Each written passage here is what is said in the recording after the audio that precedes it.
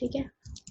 इसमें क्या है, पीत औषधस्य वेगा नाम निग्रह मारुताद्य।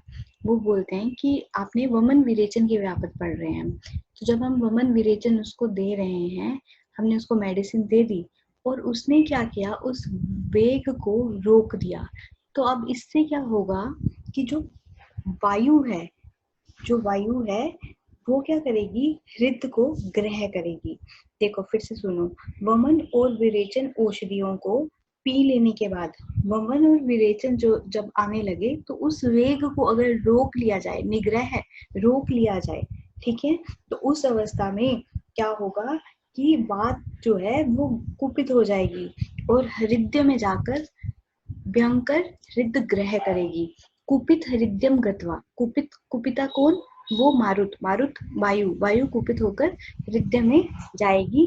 घोरम कुर्वन्ति हृदय ग्रह, और हृदय ग्रह करेगी। ठीक है, ये थे ये कारण जिसकी वजह से हृदय ग्रह हुआ। कारण क्या था कि वमन विरेचन की औषधि दी हमने, वमन विरेचन औषधि के देने के बाद जो वेग था उनको रोकने से वायु जो है वो प्रकोपित हो गई। ठीक है, पेशेंट भी रोक सकता है उसको, तो रोकने से जो है वो प्रकोपित हो गई, तो जिससे क्या होगा, हृदय में जाकर वायु ने हृदय ग्रह कर दिया। ठीक है, उसके बाद उससे लक्षण क्या मिलेंगे हमें, स, हिक्का, कास, पार्श्व, अर्थी, हिक्का होगी कास, पार्श्व, अर्थी, अर्थी मतलब शूल, दैन्य, दीनता, लाल अक्षी, विभ्रमण।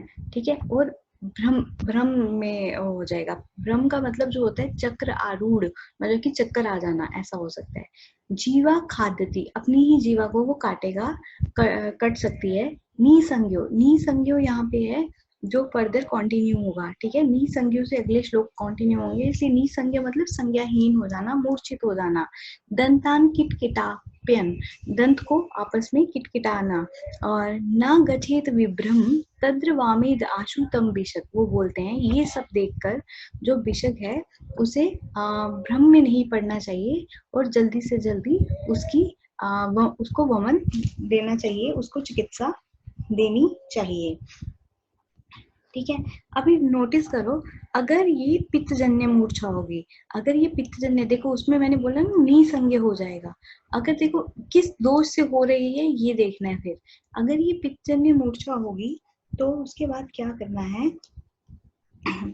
तो उसके बाद मधुर द्रव्यों से जो है हमें इसको वमन कराना है। मधुर द्रव्यों से, अगर पित्तजन्य है तो मधुर जो है उसका शमन करता है, इसलिए मधुर जन्य औषधियों से वमन करवाना है। और अगर कफ मूर्छित है, कफ दोष से मूर्छित है, तो कटु द्रव्यों से उसका जो है वमन करवाना है। ठीक है, अब जब वमन करवा दिया आपने, अब जो शेष बचे हुए दोष शेषम, जो शेष बचे हुए दोष हैं उनको पाचन करवाना है आपने। ठीक है, आपको पता है थोड़े बहुत बच्चे हैं तो उसे दीपन पाचन करवाना होता है, हम पाचन करवाएंगे।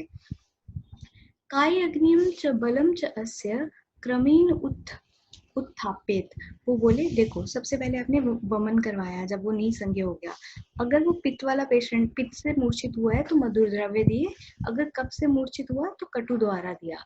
फिर उसके बाद पाचन करवाया, किसका, दोष शेष के पाचन के लिए। उसके बाद आपको क्रम से उसकी काय अग्नि और बल को बढ़ाना है, अग्नि और उसके बल को बढ़ाना है। पवनीन अति वमतो हृदय यस्य पीड़िते, वो बोलते हैं उसके बाद यदि अधिक वमन होने के कारण कुपित हुई वायु हृदय में पीड़ा करे। अब आपको पता है कुपित हुई वायु हृदय में पीड़ा कर रही है, तो आप सबको पता है उसको शमन करने वाला ही उसे अन्न द्रव्य और भोजन देना है। वो कौन कौन से हैं, स्निग्ध अम्ल लवणम। ठीक है, स्निग्ध अम्ल लवणम। ठीक है, और अगर पित्त और कफ से पीड़ित हो तो उसके विपरीत देना है, पित्त कफो अन्यथा, अन्यथा जहां लगाओ मतलब उसके विपरीत देना है। पित्त और कफ के विपरीत क्या आ जाएगा, रूक्ष आ जाएगा, तिक्त आ जाएगा, कटु आ जाएगा। ठीक है, इतना क्लियर हो गया। इसका रीजन में कारण इसका हमने ये पढ़ा कि अगर वमन विरेचन की औषधि दे दी गई हो और वेगों को रोक दिया जाए अचानक से बीच में, तो जैसे वमन करते करते रोक दिया गया तो वायु कुपित हो जाती है, कुपित होकर वो हृदय में ग्रह कर देती है। लक्षणों में हमने ऐसे पढ़ा कि हिक्का, कास, श्वास, दीनता ये सब रहेगी, साथ में ही विभ्रम, मूर्छा ये भी रहेगी। जीवा खाद्यति, अपनी ही जीभ को कट जाएगा, दंत कटाएगा, निसंज्ञ होएगा, निसंज्ञ से हमें चिकित्सा याद आएगी। तो वो बोलते हैं ये सब देखकर बेशज को जो है भ्रम में नहीं पड़ना चाहिए उसको चिकित्सा प्लान करनी चाहिए और उसे आशु आशु मतलब जल्दी से वमन देना चाहिए। तो उसमें भी उन्होंने 2 कंडीशन बता दी वमन की, अगर पित्त से मूर्छित है तो मधुर द्रव्यों से, कफ से मूर्छित है तो कटु द्रव्यों से वमन दीजिए। उसके बाद सेकंड स्टेप आपका ये होगा कि आप जितने शेष बचे हुए दोष हैं जो वमन के द्वारा बाहर नहीं आए, उसका आप लोगों को पाचन करवाना है। उसके बाद काय अग्नि और बल को क्रम से बढ़ाना है, ठीक है। उसके बाद ये अगर वायु जो है वो हृदय को पीड़ित करती है अधिक, तो स्निग्ध अम्ल लवण द्रव्य देने हैं, और अगर पित्त कफ है तो उससे अपोजिट यानी कि रूक्ष कटु तिक्त ऐसे द्रव्य इसमें देने हैं। ये था आपका फोर्थ व्यापक। नाउ नेक्स्ट है अंग ग्रह, ठीक है। अंग ग्रह में क्या होगा, हृदय ग्रह के बाद हृदय एक ऑर्गन, अब अंग ग्रह मतलब ओवरऑल बॉडी को इंक्लूड कर रहे हैं। इसमें भी अब ग्रह ही हो रहा है ना, तो इट मीन्स जो पहला आपने याद किया कि औषध के वेग को रोकना, इट मीन्स यहाँ पे भी कुछ ऐसा ही हो रहा होगा। पीत औषधस्य वेगानाम, औषध के पीने के बाद वेगानाम निग्रहीन कफिन हुआ, अगर वेगों का निग्रह हो जाता है या कफ के द्वारा हो जाता है, कफ के द्वारा क्या हो जा, मार्ग रुक जाएगा। रुदुवती वा विशुद्धस्य ग्रहणाति अंगानी मारुता, अगर ऐसा होता है वेग रुक जाते हैं या कफ के द्वारा वेग रुक जाते हैं, तो रुका हुआ वेग जो होता है वो वायु को कुपित कर देता है। किसको कुपित कर देता है, वायु को कुपित कर देता है, ठीक है। अब ये जो वायु होती है ये क्या करेगी, सभी अंगों को ग्रह उत्पन्न कर देगी, अंगों को जकड़ देगी, ठीक है। अब अंगों को जकड़ देगी तो इट मीन्स पूरे वायु के लक्षण हमें इसके लक्षण में मिलेंगे। तो देखो स्तंभ होगा, वेपतु मतलब कंपन होगा, निस्तोत सुई चुभने जैसी वेदना होगी, साध रहेगा, उद्वेष्टन मंथन जैसे ही ऐठने की वेदना होती है ना वैसे ऐठन होगी, मथने के समान जैसे वेदना होती है, ये सब वात के लक्षण है। तो क्योंकि वात प्रकोपित हुआ था, वात ने अंगों को ग्रह किया था, तो उससे क्या हुआ, ये सब लक्षण आए। अब इसमें आप सब देखो, इसमें वात कुपित हुआ है, वात ने अंगों को ग्रह किया है, जो लक्षण हमने देखे प्योर वातज है। तो इसमें हम चिकित्सा क्या करेंगे, तत्र वातहरम सर्वम स्नेह संवेदादि कार्यत, वो बोलते हैं इसमें आप जितनी भी वातहर क्रियाएं हैं वो करेंगे, स्नेह के बाद स्वेद देंगे, और फिर जो जो संशोधन आपको देना है वो इस दिशा में आप सभी क्रियाओं को, वातनाशक सभी क्रियाओं को इसमें करना चाहिए, ठीक है। नाउ द सिक्स्थ वन,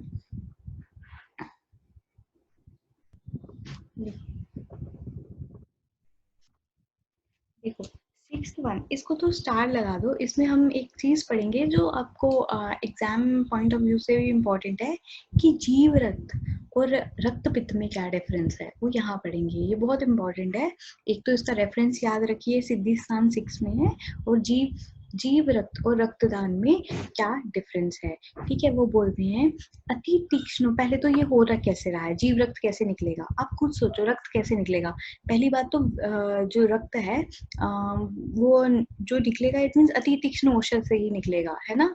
अगर कोई इंसान मृदु कोष्ठ वाला है तो वो तो मृदु औषधियों से ही अपना कार्य कर देता, बट उसे अधिक औषधि दे देगी मृदु कोष्ठ वाले को, या हम ये बोल सकते हैं कि उसकी बॉडी में लघु दोष थे पर हमने उसको अति तीक्ष्ण भेषज दे दी, ठीक है। इससे क्या होगा, दोषान हृत्वा विनिर्मर्थे जीवम हरति शोणितम, इससे क्या होगा कि अगर मृदु कोष्ठ वाला है और अल्प दोष वाला पुरुष है, उसको आपने अति तीव्र औषधि पिला दी, तो वह औषधि क्या है, दोषों को निकालकर रक्त को मत कर जीव रक्त को निकालने लगती है।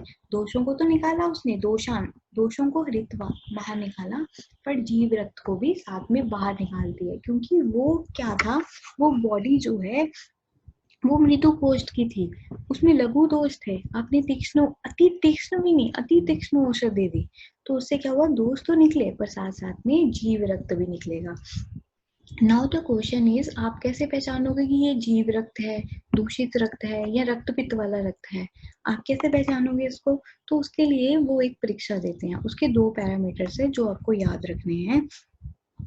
श्लोक नंबर 79 से 80, इसकी हिंदी अगर आप करोगे तो हिंदी, नहीं तो श्लोक में इसको डबल स्टार पर आप लगा दीजिए, ये इम्पोर्टेंट है।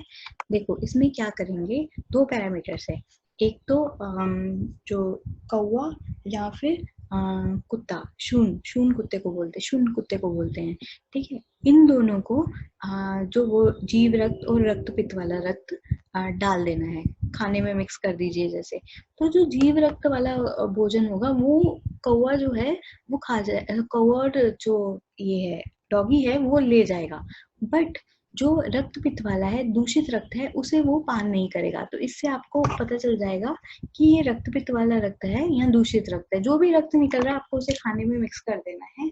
अगर वो खाना खा जाते हैं तो ये एक परीक्षा होती है कि ये तो शुद्ध रक्त निकल रहा है और इसकी हमें चिकित्सा करनी है। ठीक है, अगर दूषित रक्त निकल रहा है तो उसकी क्या चिकित्सा करनी है। सेकंड वाला कंडीशन है, अब इससे और सेकंड पैरामीटर ये है कि आप जो है कपड़े पे उस कलर बोल रहे हैं, उस रक्त को लगा दीजिए।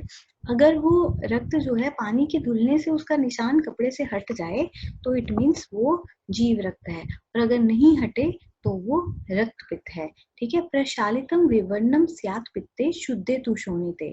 ठीक है, शुद्धम तु शोणिते। तो अभी होता है, ये तो अपनी परीक्षा पड़ी जो बहुत इंपॉर्टेंट थी। आगे देखो, आगे अगर तृष्णा मूर्छा, देखो जब रक्त और पित्त का एक रिलेशन है। अगर रक्त जो है इतना निकल रहा है इट मीन्स पित्त भी तो बॉडी में कुपित होगा ना। पित्त भी प्रकोपित अवस्था में, या पित्त भी कुछ कॉम्प्लिकेशन करेगा। तो अगर आप देखो तृष्णा मूर्छा मद ये सब भी हो रहे हैं। कुर्यात आमरणात क्रिया, उस समय जो डॉक्टर है उसको ऐसे चिकित्सा करनी है कि जैसे ये मरने वाला है। तृष्णा मूर्छा मद भी अगर मिल रही है एज अ कॉम्प्लिकेशन, क्योंकि मैंने बोला पित्त का प्रकोप होगा अगर शोणित खरा निकल रहा है इतना। तो कुर्यात आमरणात क्रिया, तो मरने के समान, जैसे कि मरने वाला है ऐसी क्रिया करनी है।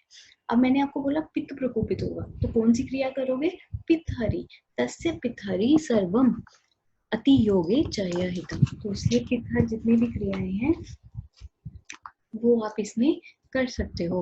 इसके बाद, और ये था पहला कि पित्तहर क्रियाएं करनी है। उसके बाद क्या करना है, आपने एक श्लोक पढ़ा था कि सर्वदा सर्वभावानां सामान्य वृत्ति कारणम। तो हमें यहाँ पे उसको रक्त का पान करना है। तो मृग, गो, माहिष, अजा, इनका सद्य मतलब उसी टाइम निकाला हुआ असृक जो है उसका पान करवाना है। पिबेत जीव अभिसंधानम जीवम तद्य आशु गच्छति। वो बोले कि अभी अभी निकाला हुआ वाला रक्त ही करना है, उसको जल्दी से देना है। ठीक है, क्योंकि अगर अभी अभी वाला निकाला हुआ नहीं दिया तो रक्त जम जाता है। इनकेस अगर जम जाए तो भी उन्होंने बोला है तदेव दर्भ मृदितम रक्तम बस्ती प्रतापित। वो बोले कि कुशा को आप बीच में डाल सकते हो, जो दर्भ होती है, कुशा होती है, उसको अगर रक्त में डाल दिया जाए तो रक्त जो है वो जमता नहीं है। इसलिए इन्होंने लिखा है तदेव दर्भ मृदितम रक्तम बस्ती प्रताप्यते। और उसको बस्ती के रूप में भी आप उस रक्त को दे सकते हो। देखो इसमें ऐसा नहीं है कि हमें उन जीविताश्रिक मतलब कि जीवित मृग, गो, महिष इनके रक्त को लेना है। दैट डजंट मीन उनको मारना है। ये ब्लड लेटिंग का एक प्रोसीजर होता है, उनमें से उतनी क्वांटिटी में रक्त निकाल लिया जाता है और पिला दिया जाता है या फिर बस्ती के रूप में दे दिया जाता है। नेक्स्ट, श्यामा काश्मर्य बद्री ध्रुव उशीर श्रितपेय। वो बोले कि इन सभी, इसको ज्यादा नोट कीजिएगा, ये वाला श्यामा काश्मर्य बद्री, इनसे सिद्ध किया हुआ जो दूध है उसको घृत मंड निकाल के अंजन से युद्ध करके अंजन से युक्त करके शीत बस्ती देनी है।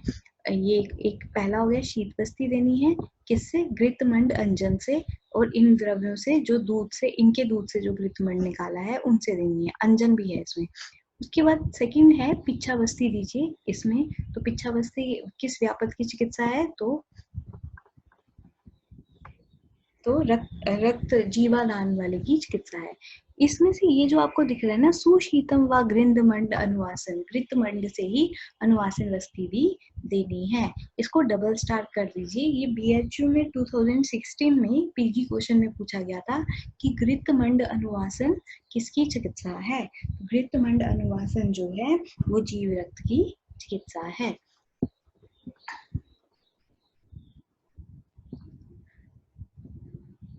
आपको यहाँ तक कोई डाउट है? No ma'am. यहाँ तक कोई डाउट है, मैं आगे बढ़ूं? यस मैम, कोई डाउट नहीं है। ठीक है, आपको स्क्रीन दिख रही है ना? Yes ma'am.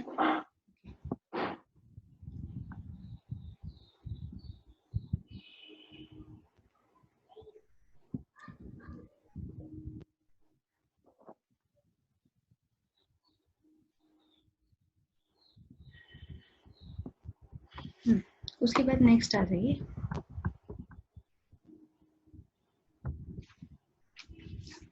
नेक्स्ट है हमारा गुदभ्रंश। आपको इसमें दो व्यापक हम पढ़ेंगे, एक गुदभ्रंश पढ़ेंगे, एक संज्ञानाश पढ़ेंगे। ठीक है, दो व्यापक, मतलब 7 और 8 हम साथ में पढ़ेंगे, एक गुदभ्रंश, एक संज्ञानाश। देखो पहले तो हम भ्रंश पढ़ रहे हैं। ठीक है, इसमें ना हम 3 तरह के भ्रंश एक्चुअली पढ़ने जा रहे हैं। दो जो है वो अतियोग से है और एक अयोग से है। जो गुदाभ्रंश और संज्ञानाश होता है ना, ये अतियोग से होता है। और एक हम विभ्रंश भी इसके अंडर पढ़ेंगे एक्स्ट्रा, वो अयोग के अंडर आता है। ठीक है, देखो ये क्या बोलते हैं, गुधा भ्रष्टम कषायश्च स्तंभित। अच्छा आप ये बताइए, गुदा भ्रष्ट हो रही है, इट मीन्स अति विरेचन देने के बाद ही ऐसा हुआ होगा। ठीक है, तो वो बोलते हैं गुदा भ्रष्टम, अगर गुदा भ्रष्ट हो गई है, प्रोलैप्स हो गया है, तो अपनी जगह से हिल गई है, तो हम क्या करेंगे, कषाय जो द्रव्य है हमारे पास, या कषाय जो कल्क है हमारे पास, उससे हम इसका स्तंभन करेंगे और प्रवेशित मतलब गुदा को अपने स्थान पर लगाएंगे। ठीक है, स आम गंधर्व शब्दांच संज्ञानाशे अस्य कारित।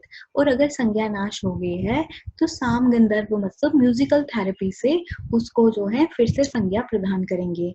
आप सबको पता होगा कि म्यूजिक थेरेपी जो है अगर ट्रीटमेंट यूज की जाती है तो साम गंधर्व शब्द मतलब उसके कानों को जो प्रिय लगता है, तो फिर उसकी संज्ञा उससे वापस लाई जाएगी।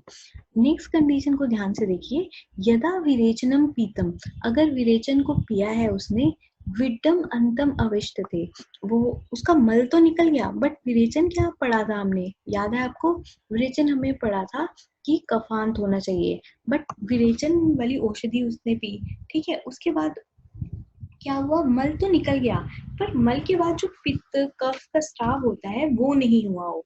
उसी तरह अगर वमन पी लिया तो जो वमन की औषधि है वो तो निकल गई, बेशजम अंतम वा, वो तो निकल गई, बट जो बाकी वमन तो पितांत था, तो बाकी दोष नहीं निकले। तो इससे क्या हुआ, दोषान उत्क्लिश्यते न आवाहित, दोष जो है वो उत्क्लेशन हो जाएंगे और बाहर नहीं आएंगे।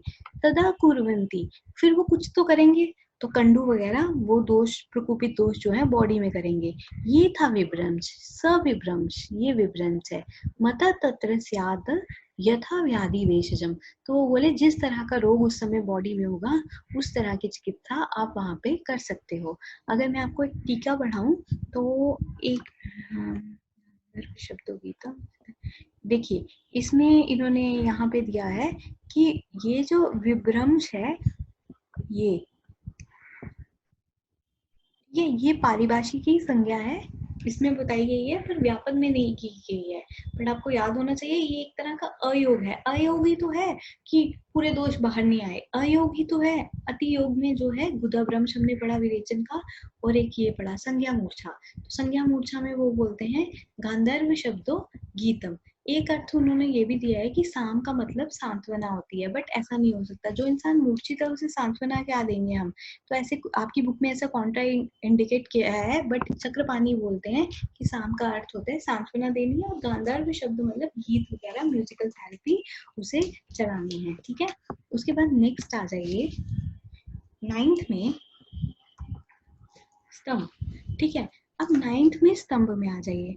अब स्तंभ जो पैरामीटर है, आप खुद सोचिए कि स्तंभ कैसे होता है। देखो स्तंभ कब होता है, जब स्निग्ध व्यक्तियों द्वारा स्नेह के साथ दी गई संशोधन औषधि जो होती है, वो देखो स्निग्ध व्यक्ति था, स्नेह के साथ ही उसको औषधि दे दी, तो क्या होगा, डेफिनेटली दोष बाहर नहीं आ पाएंगे। इतनी मृदुता हो गई है, दोष बाहर कैसे आएंगे। ठीक है, मृदुता से दोष वहीं रहेंगे, बाहर नहीं आएंगे, तीक्ष्णता से थोड़ी बाहर आते हैं। तो एक तो पुरुष स्नेह था, ऊपर से औषध भी स्नेह के साथ दी गई, तो मार्दव ये, तो मृदुता जो है वो इतनी अधिक हो जाएगी कि उसके कारण जो है दोष जो है वो आवृत हो जाते हैं। दोष आवृत हो जाते हैं मतलब रुक जाते हैं, स्तंभन यही होता है रुकना, तो दोष जो है वो आवृत हो जाते हैं। ना वाह्यति दोषातु, तब दोष जो है वो बाहर नहीं आ जाते। स्वस्थानात् स्तंभते च्युतान, वो बोलते हैं किंतु अपने स्थान से विचलित दोषों को रोक देती है, किंतु ये दोष बाहर तो नहीं निकलते, किंतु अपने स्थान से विचलित दोषों को रोक देते हैं, ठीक है, अब रोक देते हैं। अभी रोक दिया है तो मतलब क्या होगा, रुकावट होगी। तो लक्षण में हमें क्या मिलेगा, स्तंभन है, उसी से समझ आएंगे कि इसमें रुकावट मिलने वाली है। तो क्या होगा, वात का संग होगा, वायु रुकेगी, गुदा स्तंभ होगी, ठीक, स्तंभ होगा, वात संग होगा, वात संग मतलब अपान वायु की रुकावट रहेगी, गुदा स्तंभ, और जो गुदा है वो उसमें भी जगराहट रहेगी। गुदा के साथ ही शूल शब्द भी है, गुदा में शूल रहेगी। शरति च अल्पश, तो आपको पता है कि ये अयोग का लक्षण है। शरति च अल्पश, अगर मल निकल भी रहा है तो बहुत बहुत कम कम रूप में ये निकलेगा।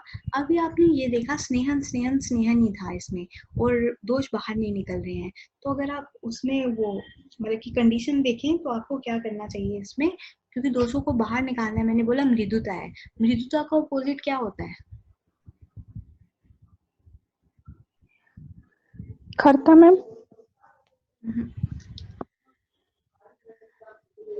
तो आपको क्या करना है, तीक्ष्ण बस्ती और विरेचन जो है, पहले लंघन पाचन करना है, क्योंकि आम जैसी कंडीशन भी हो सकती है। लंघन पाचन करने के बाद हमें इसको तीक्ष्ण बस्ती देनी है। तीक्ष्ण बस्ती इसलिए देनी है क्योंकि जो दोष है वो मृदुता के कारण आवृत है, तो हम अगर तीक्ष्णता देंगे तो दोष जो है वो अपने अपने जो बाहर आ जाएंगे, ठीक है। देखो यहाँ लिखा है तीक्ष्ण बस्ती देनी है और विरेचन देना है, क्लियर। उसके बाद नेक्स्ट आ जाइए, ये हमारा लास्ट है, नहीं ये हमारी चिकित्सा है। देखो एक चिकित्सा हमने स्तंभ की पढ़ी, इसमें ये बहुत अच्छे से बता रहे हैं। आपने जो ऊपर स्तंभ पढ़ा वो आपने क्या पढ़ा कि स्नेह की वजह से हुआ था, इसलिए आपने क्या किया, लंघन पाचन करवाया और उसको तीक्ष्ण बेस्ती दे दी, ठीक है, ऐसा ही किया ना। बट अगर रूक्ष शरीर था और आपने रूक्ष औषधि दे दी, बल भी अल्प था, तो क्या होगा, वहां पे तो एक तरह से देखा जाए कफ ने आवृत कर लिया था, दोषों को बाहर नहीं आ रहा था, रुकावट हो गई थी। यहाँ पे वायु कुपित हो जाएगी, क्योंकि रुक्ष शरीर था, आपने रुक्ष औषध दे दी, वायु जो है वो कुपित होगी, ठीक है। कुर्यात, उसके बाद घोर अन उपद्रवान, तो वो बोलते हैं इसके बाद जो है इन उपद्रवों से रोगी जो है वो मोह युक्त हो जाता है। और उसके ये स्तंभ का ही भेद है, वो हमने स्नेह में पढ़ा, ये हम रूक्षता में पढ़ रहे हैं। तो उसमें क्या होगा, स्तंभ होगा, शूल होगा, सर्वगातेषु मोहित, मोहित मतलब मोह होगा। तो इसमें आपको, क्योंकि ये वात है, रूक्ष से वात प्रकोप हो रहा है, तो इसमें आपको स्नेह, स्वेद और वातहर वृद्धि करनी है। ऐसी सेम ट्रीटमेंट आप अंग ग्रह में भी करके आए हो, ठीक है। उसके बाद लास्ट है हमारा क्लम। देखो क्लम जो है वो वमन व्यापक भी है, विरेचन व्यापक भी है। क्लम कब होगा, जब स्निग्ध है, मृदु कोष्ठ है, मृदु उत्क्लेश्य औषधम कफम, वो बोलते हैं जब स्निग्ध है, मृदु कोष्ठ है, उसमें आपने मृदु औषधि ही उसको दे दी, ठीक है। वहां एक था स्निग्ध था, मृदु कोष था, आपने उसको अति तीक्ष्ण औषधि दे दी थी, तो जीव रक्त निकल गया था।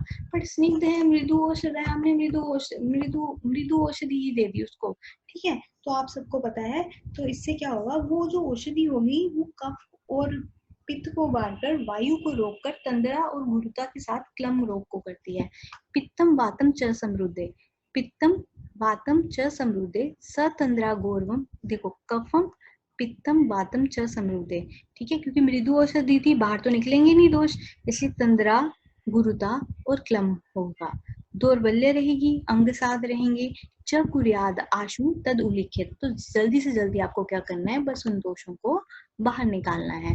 फिर लंघन पाचनम च अत्र, फिर लंघन पाचन करना है। स्निग्धम तीक्ष्णम च शोधनम, मैंने आपको पहले भी बोला, जब दोष बाहर नहीं निकल रहे हैं, थोड़ी सी मेडिसिन देकर अगर वो वहां उत्क्लेश कर चुके हैं, तो आपको स्निग्ध तीक्ष्ण ये औषध देकर, सॉरी तीक्ष्ण शोधन उस समय आपको देना पड़ता है, ठीक है। ये हुआ आपका चैप्टर खत्म।